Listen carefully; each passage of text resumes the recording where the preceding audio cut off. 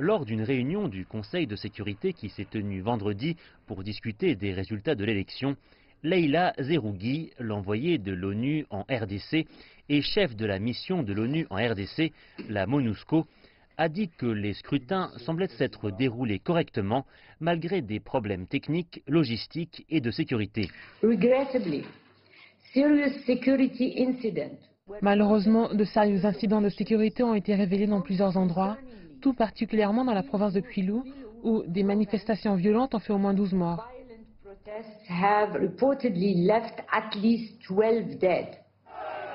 Les résultats de l'élection en provenance de la commission électorale de RDC, la CENI, ont donné lieu à des disputes et à des protestations.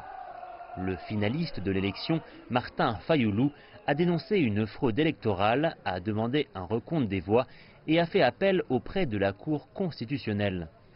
Les résultats de la CENI ont également été contestés par l'influente Conférence épiscopale nationale des évêques catholiques, la CENCO, qui dit que le résultat contredit ses propres observations. De l'analyse des éléments observés froidement par sa mission, la CENCO constate que les résultats de l'élection présidentielle, tels que publiés par la CENI, ne correspondent pas aux données collectées par cette mission d'observation à partir des bureaux de vote et de dépouillement.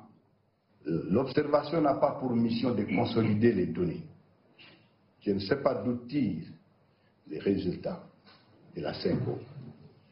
L'observation n'est d'ailleurs pas qualifiée à obtenir au niveau des bureaux de vote les différents procès-verbaux et fiches qu'on délivre plutôt aux témoins des partis politiques.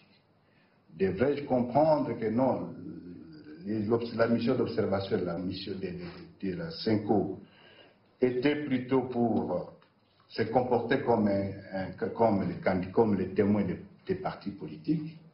Et je serais intéressé de savoir pour quel parti est-ce qu'ils y jouent.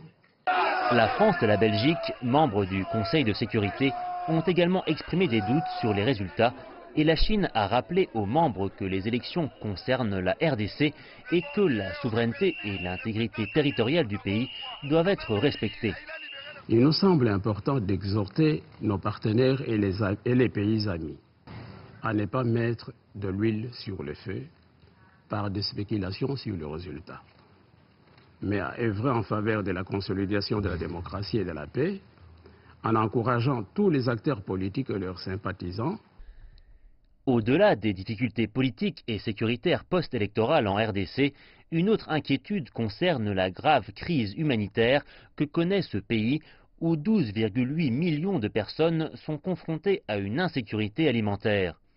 Beaucoup ici espèrent une transition politique pacifique pour atténuer la crise.